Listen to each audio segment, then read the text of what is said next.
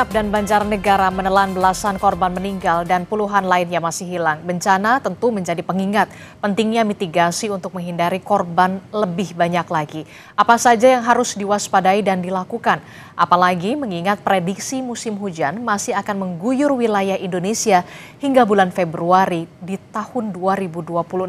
Kita bahas soal ini bersama dengan Guru Besar Teknik Geologi dan Lingkungan Universitas Gadjah Mada, Bu Dwi Korita Karnawati, dan juga ada Kepala Pusat Data Informasi dan Komunikasi Kebencanaan BNPB, Pak Abdul Muhari. Selamat pagi, Assalamualaikum Bu Dwi Korita dan juga Pak Abdul Muhari.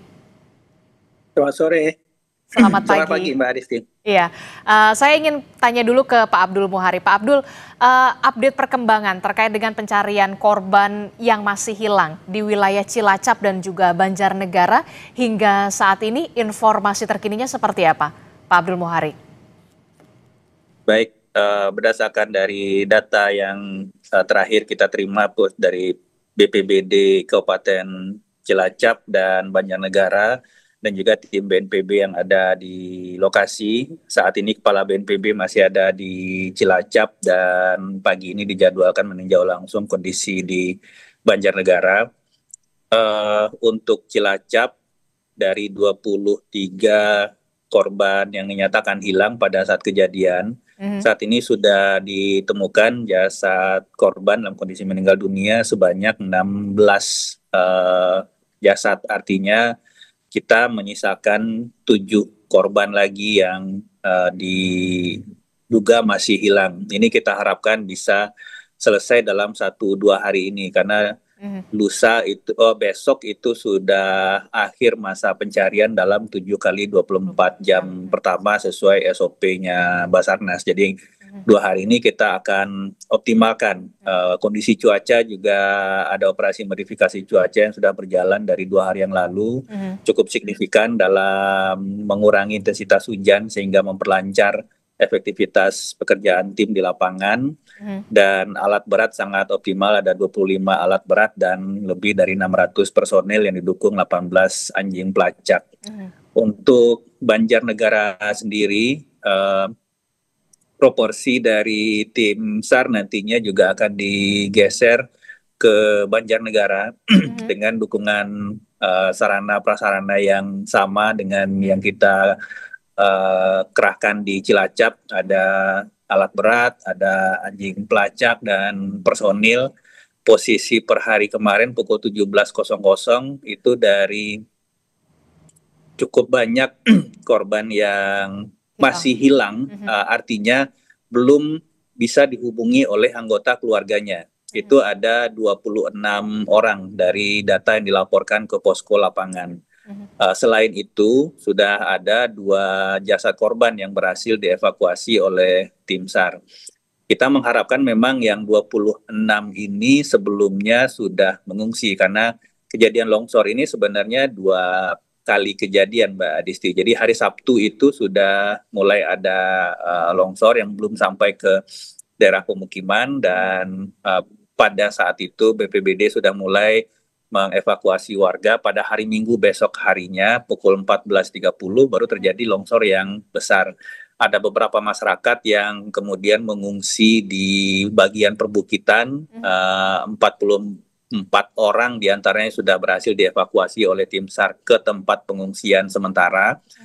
Sisanya itu masih ada yang di perbukitan yang saat ini masih kita data. Kita masih mengoptimalkan Babinsa, Babin Kaptipmas, Pol PP, aparat desa untuk bisa benar-benar mendata ulang masyarakat-masyarakat yang saat ini mengungsi secara mandiri, sehingga yang keberadaan 26 yang belum bisa dihubungi oleh anggota keluarganya ini bisa segera kita konfirmasikan, Mbak Adisti. Oke, jadi masih dalam proses verifikasi ya Pak soal data korban hilang khususnya di Banjarnegara, Jawa Tengah, karena memang ternyata informasinya memang di Banjarnegara, Jawa Tengah itu sebelum longsor yang besar ini terjadi ada longsor lebih dulu begitu ya, dan warga sempat mengungsi ke tempat yang lebih aman, ke perbukitan.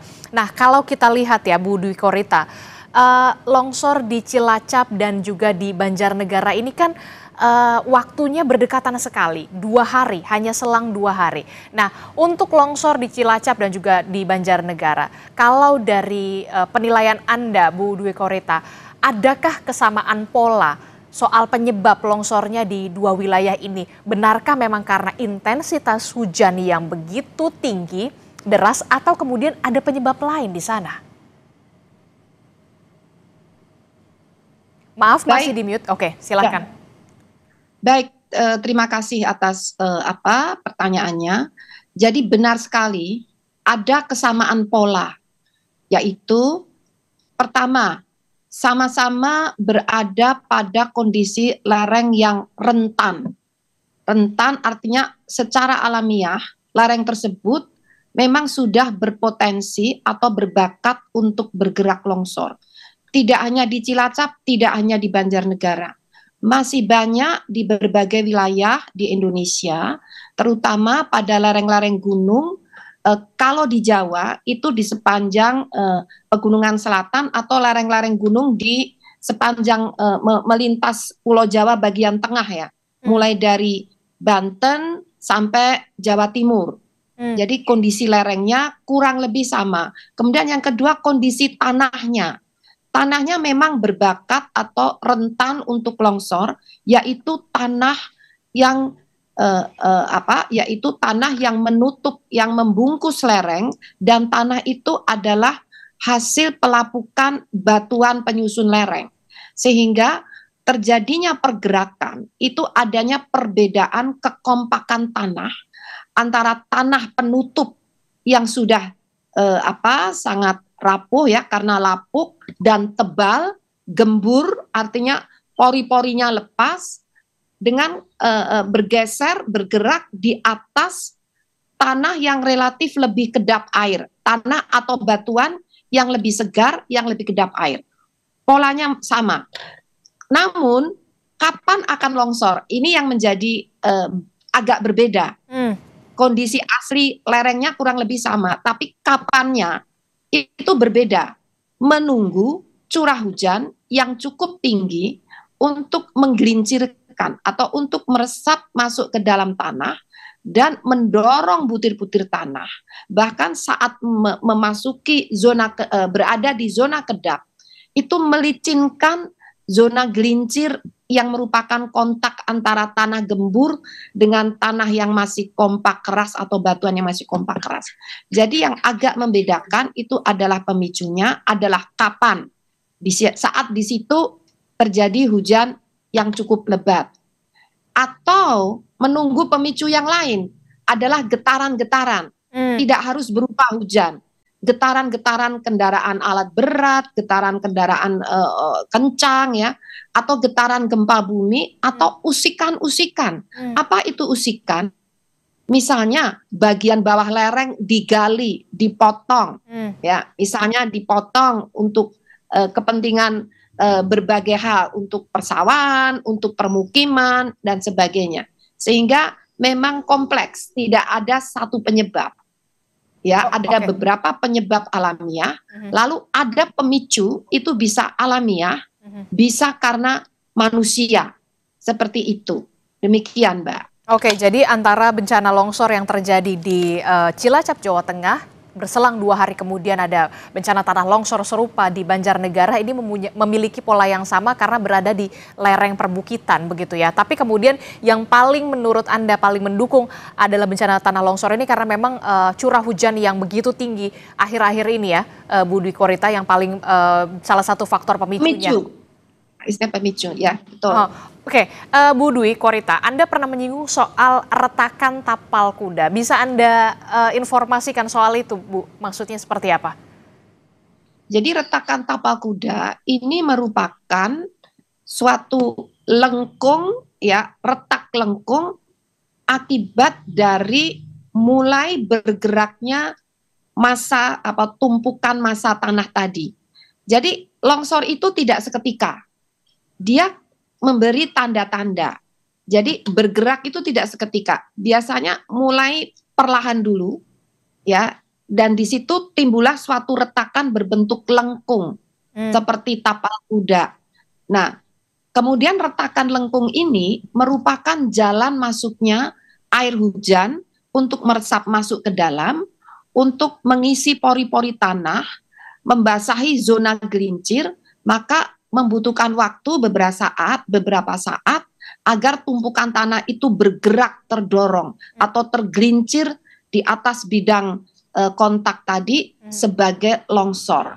Sehingga retakan tapal kuda ini bisa sebagai indikasi awal lereng sudah harus bergerak. Lalu apa yang harus dilakukan? Kalau masih memungkinkan, apabila posisi retakan itu tidak berada di bibir lereng atau di pinggir lereng, artinya masih cukup jauh dari lereng, maka perlu ditambal atau diisi dengan material yang kedap air atau ditutup plastik agar air hujan tidak meresap masuk ke dalam tanah. Namun kalau seperti yang di Cilacap itu retakan banyak di pinggir-pinggir lereng. Saya jangan didekati karena menimbulkan getaran dan itu bisa membangkitkan longsor. Jadi biarkan, namun zona itu ditutup. Jangan boleh ada yang mengganggu di sana. Dan kalau hujan lebat, mohon menjauh dari lereng karena dipastikan retakan itu bisa segera meluncur longsor. Demikian. Oke, jadi memang retakan tapal kuda itu memang sudah ada, sudah terlihat itu di wilayah Cilacap ya, Bu Dwi Korita ya? Sebelum longsor. Sebelum longsor itu terjadi. Iya. Lalu bagaimana dengan di Banjarnegara? Di Banjarnegara kan sempat ada sebelum longsor akhirnya, longsor yang begitu besar, ada longsor kecil yang kemudian warga sempat mengungsi terlebih dahulu. Apakah juga ada informasi juga ada retakan tapal kuda di sana dan siapa yang harus mengawasi dalam hal ini untuk warga yang ada permukiman di lereng-lereng perbukitan di sana? Nah, di Banjarnegara juga serupa, bahkan di berbagai wilayah di Indonesia sering diawali dengan retakan. Lalu siapa yang harus mengawasi? Kami dan pihak-pihak terkait itu melakukan sosialisasi kepada masyarakat. Jadi masyarakat sekitarlah yang perlu mengawasi. Yang pertama masyarakat sekitar. Namun kemudian harus segera melapor ke pihak yang berwenang. Misalnya ke kelurahan atau ke BPBD setempat. Lalu dilakukan koordinasi untuk mengawasi secara lebih tersistem dan terprogram, terutama pada saat hujan ini. Diawasinya adalah dilihat bagaimana perkembangan. Contohnya di Cilacap itu diawasi oleh Basarnas justru. Nah, di situ diukur perkembangannya. Saya ikut mengawasi bersama, tapi yang kami awasi itu kemarin sudah longsor. Jadi tempat kami berdiri itu sekarang udah nggak ada. Waktu itu kami cepat-cepat turun, kalau enggak bisa ikut longsor. Jadi memang banyak pihak perlu ikut merasa berperan aktif untuk mengawasi bersama-sama. Harus ada cepat tanggap begitu ya, Pak Bu Dwi Korita ya, terutama untuk aparat desa begitu. Dan juga nanti BPBD. Saya ke Pak Abdul Muhari. Pak Abdul Muhari, di harian Kompas yang terbit di hari ini, Anda sempat mengatakan daerah yang pernah terjadi bencana longsor berpotensi berulang jika belum ada perbaikan yang signifikan. Begitu ya. Dan jadi sebenarnya sejarah itu tidak akan pernah berbohong. Sekali pernah ada bencana di masa lalu, kalau belum ada perbaikan yang signifikan, kemungkinan akan terjadi lagi ada pengulangan kembali. Benarkah demikian? Apakah selama ini Indonesia, Anda menegaskan Indonesia belum memiliki peringatan dini nasional khusus longsor dan banjir berbasis teknologi? Iya, ini ada dua hal sebenarnya. Pertama, terkait dengan peringatan dini longsor dan banjir. Dari BMKG, Bu Dwi Korita selalu menyampaikan kepada kita peringatan dini cuaca. Tetapi ketika peringatan dini cuaca ini kita teruskan di lapangan, ini belum terlalu operasional untuk aksi di kedaruratan. Misalnya begini, ketika kita menyampaikan bahwa Cilacap, kecamatan ini atau daerah ini akan hujan ekstrim.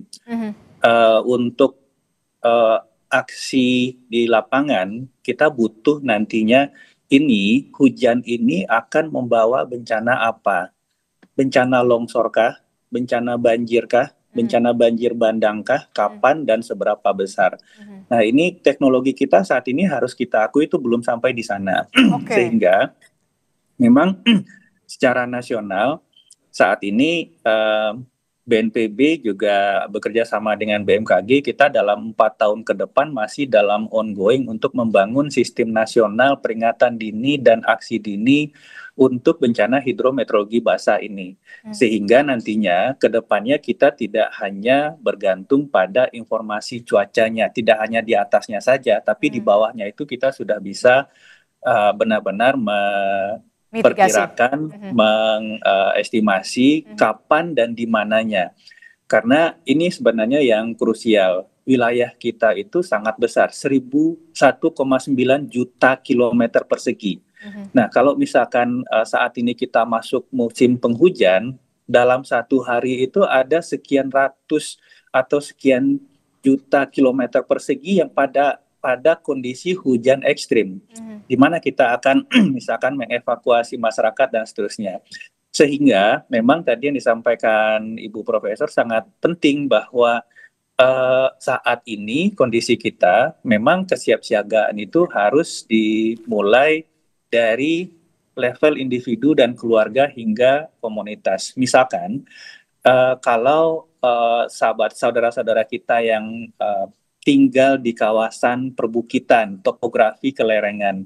Kalau misalkan pada musim penghujan, mau tidak mau memang kita harus sering-sering melihat ke arah perbukitan ini. Kalau misalkan melihat loh kok itu pohonnya di atas jadi miring ya, kok ada 3-4 pohon yang miring. Itu sudah merupakan representasi dari tadi yang disampaikan Ibu Profesor bahwa kemungkinan ada rekahan di situ sehingga posisi dudukan pohon sudah tidak benar. Nah, ini yang menjadi heads up informasi awal sebenarnya bahwa bisa saja kalau rekahan itu sudah terbuka, kondisi hujan, longsor bisa terjadi pada jam itu, bisa terjadi pada hari itu, bisa terjadi pada minggu itu. Nah, ini kemudian yang menjadi concern kami, Mbak Adisti, bahwa untuk misalkan kondisi-kondisi seperti di atas, tidak hanya longsor yang sifatnya rapid onset yang seketika terjadi, tetapi juga kawasan Pulau Jawa bagian tengah ke selatan, mulai dari Banten, Jawa Barat, Jawa Tengah, Jawa Timur, itu tidak hanya rawan oleh longsoran yang berlangsung sangat cepat, tapi juga rawan dengan pergerakan tanah. Nah, satu-satunya memang upaya mitigasinya kalau sudah ada potensi demikian, mau tidak mau masyarakat itu dalam jangka pendek dievakuasi. Dalam jangka panjang direlokasi. Itu sudah satu keharusan. Tidak mungkin masyarakat akan tetap tinggal di situ. Kalau misalkan mahkota longsornya itu sudah bergerak, itu sudah tidak mungkin, pasti akan kejadian. Dan kalau kita lihat panjang luncuran longsor Cilacap saja itu 77 meter, hampir 1 kilo. Sehingga kalau kita bicara mengevakuasi masyarakat, merelokasi masyarakat yang saat ini sedang kita kerjakan di Cilacap, kita tidak hanya akan merelokasi secara permanen masyarakat yang kehilangan tempat tinggal saat ini, tetapi juga berpotensi terancam oleh daerah longsoran yang saat ini terjadi. Karena data kita dalam 20 tahun terakhir, itu untuk Jawa Tengah, Cilacap, dan Banjarnegara, itu peringkat 1, peringkat 2 kejadian longsor yang memakan korban jiwa paling banyak di Jawa Tengah.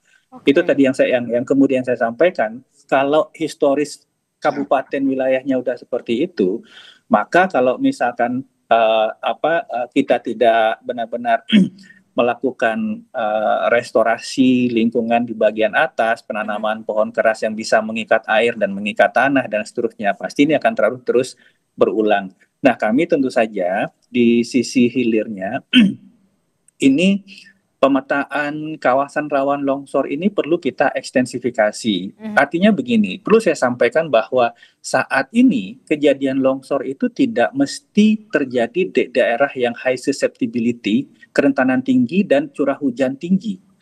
Daerah Cilacap sebenarnya yang Majenang ini, itu data Badan Geologi itu bukan daerah yang termasuk kawasan risiko tinggi longsor. Dan estimasi curah hujannya pun pada saat kejadian itu belum masuk estimasi ekstrim. Yang ketiga, kondisi biasanya kita melihat kawasan longsor itu terjadi pada kawasan yang minim vegetasi. Kawasan Majenang yang longsor ini itu bukan minim vegetasi, itu cukup rapat vegetasinya. Oke. Jadi memang ada kawasan-kawasan yang memang tadi disampaikan oleh Ibu Profesor, tanahnya porositasnya tinggi, gembur, dan kalau misalkan heads up ini indikasi rekahan yang kemudian ketika kami tim BNPB melakukan ronde di atas, itu 200 meter dari awal pangkal longsoran yang sekarang itu sudah muncul lagi retakan dengan panjang 50 meter. Ini harus kita waspadai. Oke, ini kan kalau kita lihat ya, bencana memang tidak bisa dihindari, begitu ya. Tapi setidaknya kita bisa meminimalisir korban jiwa dan juga korban luka, korban yang terdampak dari bencana itu, begitu ya. Ini artinya apa yang harus dilakukan oleh pemerintah? Salah satunya itu tadi cepat tanggap dari warga dan segala macam, begitu ya, pengetahuan dari yang diberikan oleh pemerintah kepada warganya, tapi itu juga tidak cukup. Harus Anda katakan harus ada peringatan dini nasional khusus longsor dan juga banjir yang berbasis teknologi. Karena selama ini BMKG hanya memberikan peringatan hujan ekstrim dan rekomendasi terhadap bencana-bencana yang akan terjadi ke depannya. Itu artinya sampai saat ini Indonesia belum ada alat pendeteksi bencana tanah longsor ataupun banjir. Tidak seperti peringatan dini tsunami atau kemudian kalau kita lihat alat untuk mengetahui bagaimana aktivitas kegempaan dan juga gunung meletus begitu ya. Sampai saat ini memang Indonesia Anda mengatakan harus punya alat yang mendeteksi bencana tanah longsor. Pak Abdul Muhari. Ya, secara titik per titik ada beberapa alat pendeteksi longsor yang BNPB sudah kerjasama dengan UGM, dengan timnya Bu Profesor juga, kita memasang di beberapa titik, tetapi ini belum terintegrasi secara nasional. Dan sekali lagi saya sampaikan, wilayah Indonesia itu sangat luas. 1,9 juta kilometer persegi. Kalau kita cuma punya terbatas jumlah alatnya, terkadang itu we install at the wrong place at the wrong time.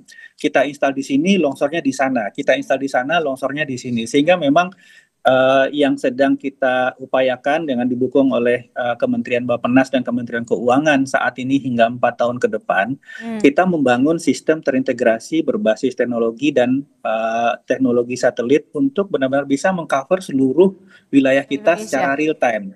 Nah, ini yang nantinya kita harapkan dalam 4 tahun ke depan benar-benar kita bisa melihat bagaimana di mana ada pergerakan dalam hitungan sentimeter di daerah mana dan kemudian trennya akan seperti apa. Ini akan memberikan kita sense atau indikatif awal supaya tadi yang saya sampaikan mana masyarakat yang harus dievakuasi, kapan harus dievakuasi, berapa banyak potensi ekstensifikasi atau eskalasi luasan yang mungkin terdampak itu bisa kita kosongkan sebelum bencananya terjadi, Mbak Adisti. Oke, jadi perlu ada mitigasi secara nasional yang memang harus segera dilakukan walaupun ongoing ini 4 tahun ke depan begitu ya. Kita berusaha untuk bisa memperoleh itu semua dalam waktu yang tidak lama begitu ya. Kalau dari Bu Dwi Korita sendiri, apa yang perlu dimiliki atau dilakukan oleh pemerintah pusat dalam hal ini? Jangan sampai kemudian ketika ada bencana ya sudah pencarian dan segala macam, tapi setelah itu seakan lupa begitu ya. Proses mitigasi secara nasional yang harus dilakukan oleh pemerintah pusat seperti apa Bu Dwi Korita? Khususnya untuk bencana tanah longsor dan juga banjir yang kalau memang musim hujan, cuaca ekstrim ini akan terjadi, 2 bencana itu. Betul Mbak, jadi seperti yang disampaikan Bapak Dr. Abdul Muhari, sebetulnya sudah sejak lama, beberapa tahun yang lalu kami waktu itu BMKG, BNPB, PVMBG, PU itu sudah memikirkan konsep untuk peringatan dini nasional, ya, tersistem secara nasional, yang kita sebut sebagai multi hazard early warning system atau sistem peringatan dini multi bahaya. Jadi tidak hanya longsor tapi juga banjir, banjir bandang, gempa, tsunami, dan bahaya-bahaya lainnya. Dan itu dikoordinasikan oleh Badan Nasional Penanggulangan Bencana. Kenapa perlu koordinasi? Karena aktor atau yang bertanggung jawab untuk memberikan peringatan dini itu tidak hanya satu lembaga. Misalnya BMKG khususnya untuk tsunami, kemudian gelombang tinggi, cuaca, iklim, itu khususnya BMKG. Nah, lalu kalau untuk banjir itu di mana? Nah, banjir itu di bawah PU atau Balai Wilayah Sungai. Longsor di bawah Badan Geologi atau Pusat Vulkanologi dan Mitigasi Bencana Geologi. Sehingga banyak lembaga yang melakukan operasional untuk memberikan peringatan dini. Oleh karena itu, kita sudah merumuskan suatu peringatan dini yang sifatnya multibahaya. Bahkan gempa bumi tidak hanya menyebabkan tsunami, tapi juga menyebabkan longsor dan bisa banjir bandang. Nah, sehingga satu bencana gempa itu turunannya itu bisa dalam waktu yang sama bersamaan, misalnya di Palu. Oleh karena itu, itulah yang tadi disampaikan oleh BNPB bahwa kita perlu sistem nasional. Sebetulnya yang secara lokal itu sudah ada, tapi sekali lagi ini perlu diintegrasikan. Jadi itulah idealnya memang perlu terintegrasi multi hazard, namun tidak sendiri single BNPB. BNPB ini dirijennya, koordinatornya, kemudian didukung oleh lembaga-lembaga lain, karena itu membutuhkan operasional 24 jam, Bu. Seperti di BMKG 24 jam, dan orang-orang yang duduk di depan komputer mengawasi Indonesia itu sudah dilatih 4 tahun, harus melalui sekolah khusus 4 tahun hanya untuk melakukan hal tersebut. Sehingga perlu ada pengembangan kapasitas, tidak hanya teknologi, tapi SDM-nya juga harus ada. Nah, itu didukung oleh SDM beberapa kementerian lembaga yang sudah ada tadi. Oke, jadi memang harus ada peringatan dini begitu ya, yang multi hazard begitu ya, karena tidak hanya soal bencana banjir, tapi juga ada tanah longsor, kemudian ada tsunami dan segala macam begitu ya. Saya membayangkan seperti di luar negeri begitu, ada di Jepang, kemudian di wilayah-wilayah lainnya, Pak Abdul Muhari, udah langsung terintegrasi di handphone begitu ya, ada alert di handphone begitu ya, ada bencana ini segala macam. Mungkinkah itu kita bisa wujudkan di Indonesia, atau kemudian memang kendalanya sebenarnya ya dana, balik lagi ke anggaran, Pak Abdul Muhari? Ini sangat bisa, Mbak Adisti. Ini yang kami sampaikan bahwa saat ini setelah 4 tahun yang lalu dari 2021 hingga 2025 BNPB, BMKG dan beberapa kementerian lembaga lain mematangkan sistem peringatan dini gempa dan tsunami. 4 tahun ke depan kita mematangkan dan mengadvanskan teknologi kita untuk sistem peringatan dini dan aksi dini di jenis bencana hidrometeorologi basah. Karena kalau kita punya sistem peringatan dini berbasis teknologi di hulu, di bagian analisis monitoring fenomenanya, maka kita juga harus punya sistem yang terintegrasi dengan teknologi di hilir yang berkaitan dengan komunitasnya. Terkadang kita sering melihat bahwa misalnya kok Jepang bisa merespon peringatan dini dengan sangat baik ya, masyarakatnya bisa langsung lari segala macam. Itu sebenarnya bukan nature, itu bukan budaya, itu bukan habit, itu dibentuk oleh teknologi, dibentuk oleh sistem. Nah, sistem ini yang harus kita punya. Karena terkadang kita melihat teknologi itu hanya penting untuk di hulu, untuk monitoring, untuk pengamatan fenomenanya, kegempaannya, cuaca. Padahal teknologi juga bisa mengakselerasi perubahan perilaku agar kita lebih aware terhadap bencana, Mbak Adisti.